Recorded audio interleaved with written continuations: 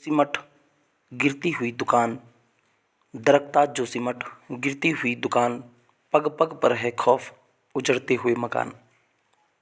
पग पग पर है खौफ उजड़ते हुए मकान, रास्ते हैं उजड़े, धस गए खेत खलियान, टूट गए हैं सपने, बिखर गए हैं अरमान। टूट गए हैं सपने, बिखर गए हैं अरमान। मायूसी है, डर है, छिन गई है मुस्कान। मायूसी है, डर है, छिन गई है मुस्कान। मिट गई है खुशियाँ, घर हो गए शमशान। मिट गई है खुशियाँ, घर हो गए हैं शमशान। जी हाँ दोस्तों, मैं बात कर रहा हूँ इस समय ज्योतिर्मठ की, जिसको आज जोशीमठ के नाम से जाना जाता है। ज्योतिर्मठ को हो या जोशीमठ को हो, बात एक ही है। आदि गुरु शंकराचार्य द्वारा बसाया गया जोशीमठ आज किस स्थिति में है ये आप देख रहे हैं। क्या स्थिति जोशीमठ की हो रखी है, आप भली भांति परिचित हैं ही। मैं उस ज्योतिर्मठ की बात कर रहा हूँ जो आप देख रहे हैं, जो आप सुन रहे हैं। जोशीमठ एक ऐसा देवस्थान है, एक ऐसा सुरक्षा कवच है जो उत्तराखंड ही नहीं बल्कि पूरे भारत का सरताज है, जो विश्व में संस्कृति को, सभ्यता को पहुंचाने का श्रेय जो जाता है, जो जोशीमठ को जाता है। तो आप सोच रहे होंगे कि जोशीमठ की यह स्थिति कैसे हुई, क्यों हुई। इसका कारण भी बताऊंगा, इसकी कहानी भी बताऊंगा। आप बने रहे वीडियो में और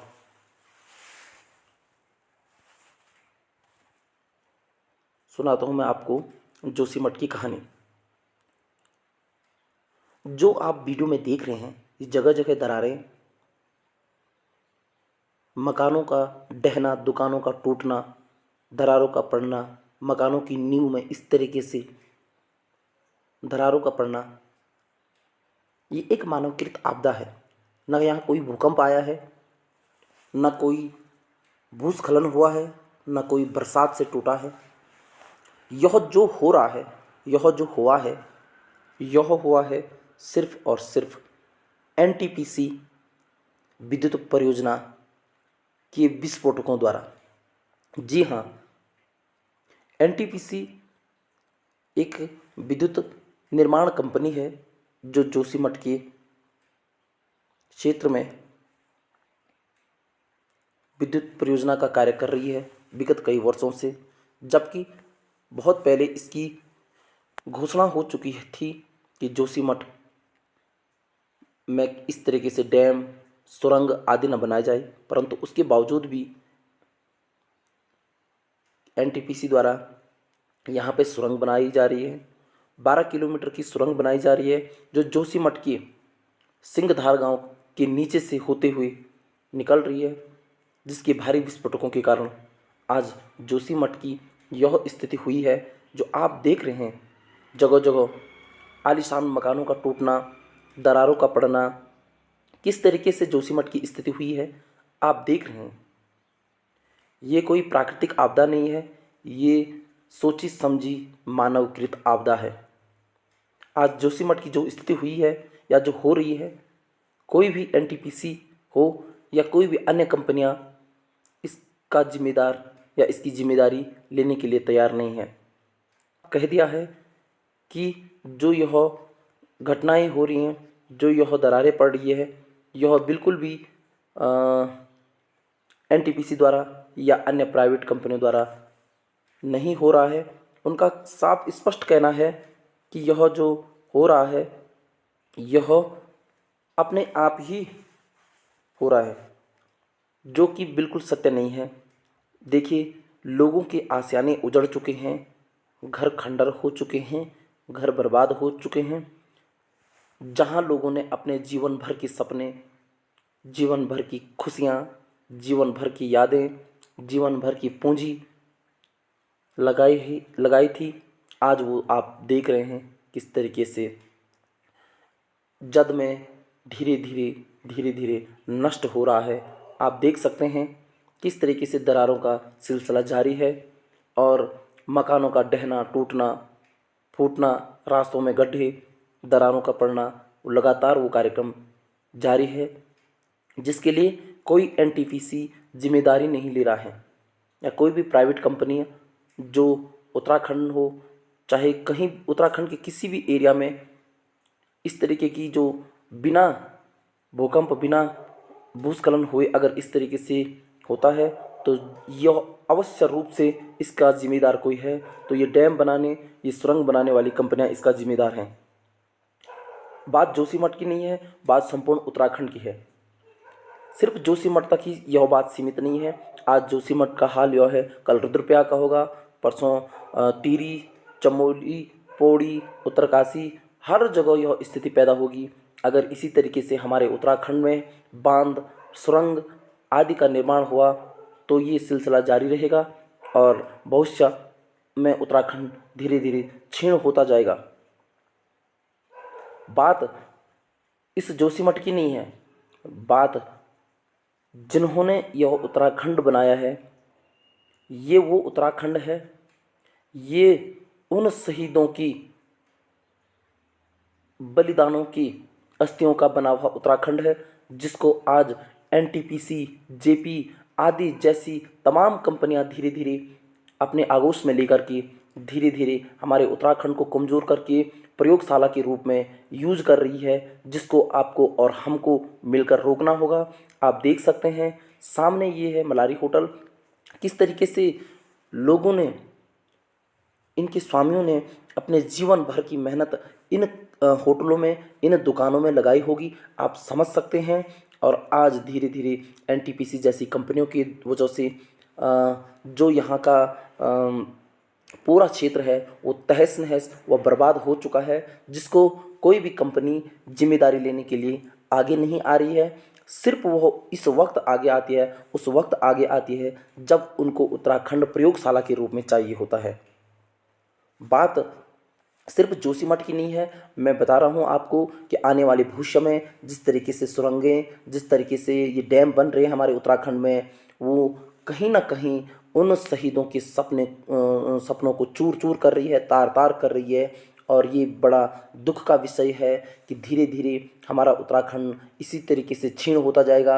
आज जोशीमठ क्षीण हुआ है, कल मैं बता रहा हूँ आपको उत्तराखंड के तमाम वो स्थान है, अभी सुनने में आया है कर्णप्रयाग में भी ऐसी दरारें शुरू हो चुकी हैं, जिसको मैं यहाँ से वापस जाते हुए कुछ कर्णप्रयाग की क्लिप लेकर के आपको बताऊंगा कि कहाँ कहाँ भूदसाव कर्णप्रयाग में भी हो रहा है, क्यों हो रहा है। मैंने बता दिया है आपको कि जोशीमठ एक ऐसा संवेदनशील क्षेत्र है जहाँ न ब्लास्ट किए जा सकते हैं, न सुरंगों का निर्माण किया जा सकता है, क्योंकि जोशीमठ सुरक्षा कवच है हमारे उत्तराखंड का, हमारे भारतवर्ष का। क्योंकि जिस तरीके से यहाँ की ये खोखली और नंगी चट्टानें सीने ताने हुए खड़े हैं, जो कि एक सुरक्षा के दृष्टि से भरपूर उत्तराखंड को सुरक्षा प्रदान करते हैं, जिनको नष्ट करने में ये विदेशी कंपनियां धीरे धीरे हमारी इस उत्तराखंड की सुरक्षा को नष्ट करने पे तुले हुए हैं।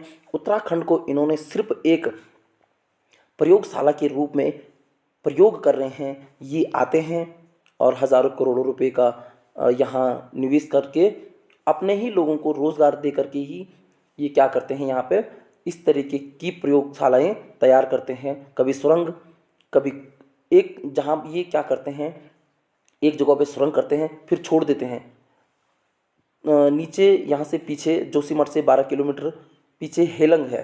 मैं आते आते देख रहा था कि जो हमारी हेलंग है पीछे, यहाँ से जोशीमठ से 10-12 किलोमीटर पीछे, इन्होंने क्या कर रखा है कि प्रयोग कर रखे हैं जगह जगह पे। एक जगह पे कटिंग कर रखी फिर छोड़ दी, फिर दूसरी जगह पे कटिंग कर रखी फिर छोड़ दी, फिर तीसरी जगह पे कटिंग कर रखी फिर छोड़ दी। मतलब सुरंगों का प्रयोग कर रहे हैं, जहाँ इनको सूटेबल लगा फिर वहाँ उन्होंने सुरंग तैयार कर दी। मतलब एक जगह पे सुरंग करनी थी तो 3-4 जगह पे इन्होंने थोड़ा थोड़ा करके फिर छोड़ दिया। मतलब स्पष्ट है कि कम इनके पास अनुभव नहीं है। ये लोग प्रयोग कर रहे हैं, हमारे पूरे पहाड़ों को प्रयोग कर रहे हैं, पूरे उत्तराखंड को प्रयोग कर रहे हैं कि जहाँ इनको सूटेबल लग रहा है वहाँ ये छेद कर दे रहे हैं, वहाँ वो सुरंग कर दे रहे हैं। इस तरीके से हुआ, इस तरीके से होता रहा तो मुझे लगता है आज जोशीमठ है, कल हमारा पूरा उत्तराखंड बर्बाद हो जाएगा। आप देख सकते हैं किस तरीके से पहाड़ों में, रास्तों में, दीवारों में ये बिना भूकंप के, बिना आपदा के ये एक आपदा तैयार हो चुकी है। देखिए, आप खेत देख सकते हैं, खेतों की स्थिति देखिए आप। इसके नीचे से, इसके 1 किलोमीटर ठीक नीचे से सुरंग जा रही है, 12 किलोमीटर की सुरंग है। आप सोच सकते हैं पूरा जोशीमठ तबाह हो चुका है, रास्ते टूट चुके हैं, मकानें धंस चुकी हैं, लोग अपने घरों से दूर जा चुके हैं, लोगों का आसाना छिन चुका है। देख सकते हैं आप किस तरीके से रास्तों में दरारें हैं, गड्ढे हैं। लोगों के जो सपने थे, जो जोशीमठ था, वो आज पूर्ण रूप से धीरे धीरे नष्ट हो चुका है, नष्ट हो रहा है। इसका पूरा कारण है एनटीपीसी जैसी कंपनियां। अगर इसी तरीके से होता रहा, आवाज़ नहीं उठाई गई, तो धीरे धीरे मुझे लगता है हमारा उत्तराखंड एक दिन पूर्ण रूप से क्षीण हो जाएगा और छिन्न हो जाएगा। देखिए आप किस तरीके से पूरे रास्तों में ये दरारें हैं। आप अंदाज़ा लगा सकते हैं कि क्या कारण है। बिना भूस्खलन के, बिना बारिश के, बिना भूकंप के इस तरीके से अगर यह कंडीशन है, तो सोचिए अगर भूकंप के 1-2 झटके आ गए तो मुझे लगता है कि शायद उत्तराखंड का जो ये गांव है जोशीमठ, जो ये कस्बा है, जो ये शहर है, जो आदि गुरु शंकराचार्य द्वारा बसाया गया ये शहर है, ये धीरे धीरे नष्ट हो जाएगा और यहाँ का जीवन अस्त व्यस्त हो जाएगा। और जो बद्रीधाम है, जो जहाँ देश विदेश से लोग आते हैं दर्शन करने के लिए, जो हमारा उत्तराखंड एक टूरिज़्म है, जो मुख्य पर्यटन स्थान है हमारा उत्तराखंड, वहाँ यहाँ लोग आना बंद कर देंगे अगर इस तरीके से होता रहा। तो इसका जिम्मेदार कौन होगा? एनटीपीसी जैसी कंपनियां, जेपी जैसी कंपनियां, जो हमारे उत्तराखंड को धीरे धीरे नष्ट करने पे तुली हुई है। हमारे उत्तराखंड को इन्होंने एक प्रयोगशाला जैसा समझ रखा है कि जहाँ चाहे जब चाहे सुरंग कर लो, डैम बना लो, बांध बना लो, कभी कुछ कर लो, कभी कुछ कर लो। आपने पिछले साल देखा होगा, इन्हीं दिनों की बात है, जोशीमठ, चमोली के जोशीमठ क्षेत्र के रैणी गाँव में जो हमारी गौरा देवी का गांव है, देखिए वहाँ की क्या स्थिति हुई। वो डैम फटा, अनभिज्ञ, अनुभव नहीं था उनके पास, कुछ था नहीं, डैम बना दिया, ऊपर से पानी की आ गया और सारे लोग, बहुत सारे लोग मौत के घाट उतर गए। फिर भी उन्होंने जिम्मेदारी नहीं ली कि हमारी कोई गलती नहीं है। तो आप समझ सकते हैं उत्तराखंड की जो स्थिति है वो बहुत ही दयनीय स्थिति है। मैं आपसे निवेदन कर रहा हूं कि जैसे भी, जब भी आपके क्षेत्र में हो, चाहे कहीं भी हो, इस तरीके से कोई भी सुरंग बनती है तो ज़रूर उसका विरोध कीजिए, ज़रूर उसका विरोध प्रदर्शन कीजिए। चाहे सरकार के खिलाफ आवाज़ उठानी पड़े उत्तराखंड को बचाने के लिए, तो ज़रूर एकजुट होकर के, एक व्यक्ति नहीं, एकजुट होकर के आप अपने उत्तराखंड को बचा सकते हैं। ये उत्तराखंड बचाने की एक आंदोलन की तैयारी आपको करनी चाहिए, हम लोगों को करनी चाहिए। जितने भी उत्तराखंड के वासी हैं, अगर उत्तराखंड को नहीं बचाया गया तो धीरे धीरे आज जोशीमठ की स्थिति है, मैं बता रहा हूँ आपको, कल ये धीरे धीरे पूरे उत्तराखंड में फैल जाएगी और एक दिन हमारा उत्तराखंड उन शहीदों का अरमान, उन शहीदों के सपने, जिन्होंने इस उत्तराखंड को बनाने में अपने प्राणों की आहुति दी थी, इस समय सिर्फ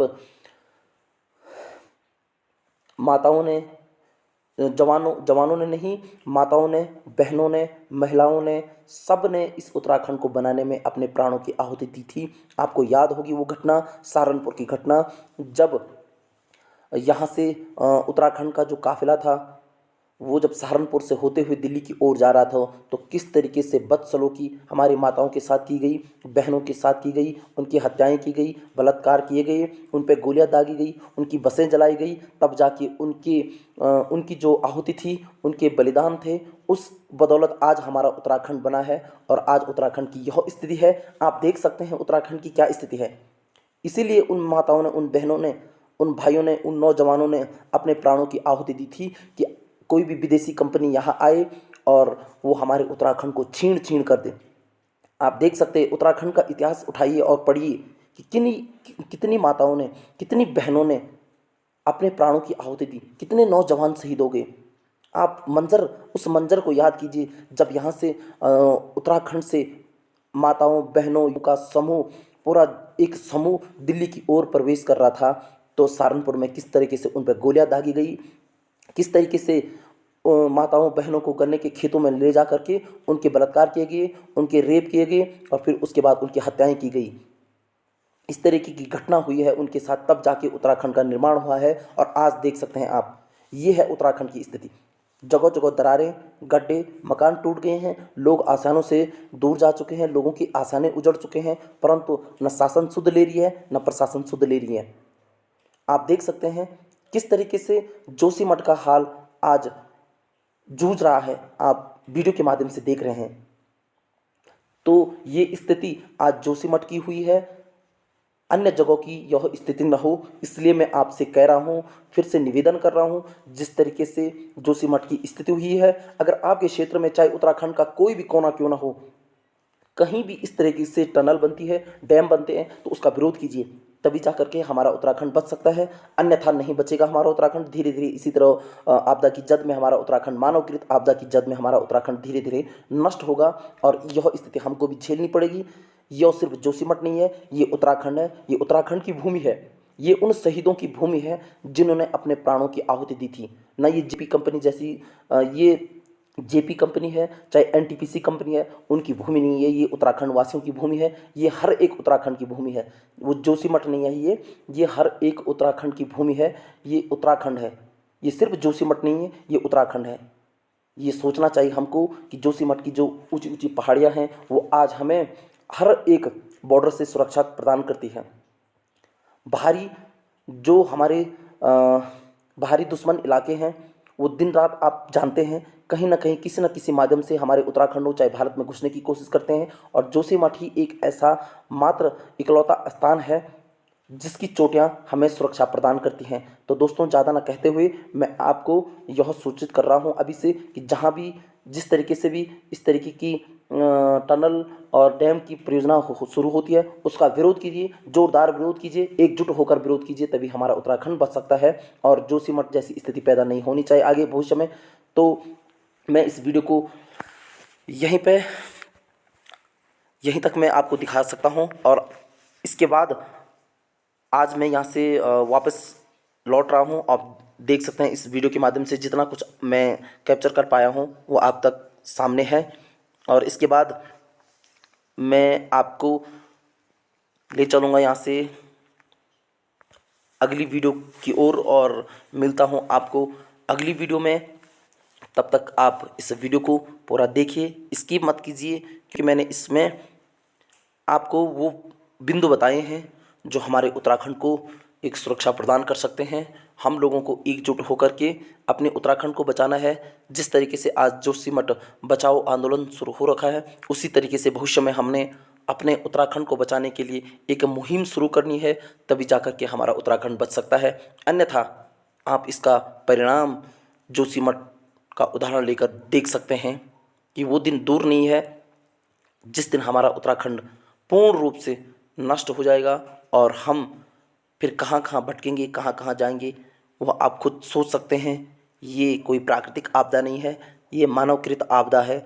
जो इस तरीके से कृत्य हो रहे हैं उत्तराखंड में, ये उत्तराखंड का विकास नहीं, उत्तराखंड का विनाश हो रहा है। तो दोस्तों, मुझे उम्मीद है आप लोगों ने वीडियो पूरी देखनी है, और आप चैनल पर नए हैं तो कृपया चैनल को सब्सक्राइब कीजिए, ताकि मैं आपको इसी तरीके की वीडियो बराबर अपडेटेड करता रहूँगा। आप चैनल पर नए हैं, चैनल को सब्सक्राइब करके ऑल नोटिफिकेशन की घंटी को ज़रूर दबाइएगा, ताकि हर अपडेट, हर सूचना आप तक पहुंच सके सबसे पहले।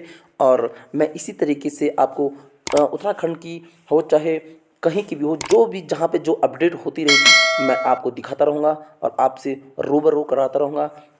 तो निवेदन है आपसे कि चैनल को ज़रूर सब्सक्राइब कीजिएगा। और अब मैं बढ़ता हूँ यहाँ से, जहाँ मैं रह रहा हूँ यहाँ से मैं आज निकल रहा हूँ, और इसके बाद आपको दर्शन कराऊंगा यहाँ से भविष्य बद्री। यहाँ से जोशीमठ से करीब 15-20 किलोमीटर आगे हैं, वहाँ बहुत मान्यता है, कहते हैं लोग भविष्य बद्री में बहुत मान्यता है। तो इसके बाद मैं आपको वहाँ के दर्शन कराऊंगा। तब तक के लिए नमस्कार, जय हिंद, जय उत्तराखंड। मिलते हैं नेक्स्ट वीडियो में।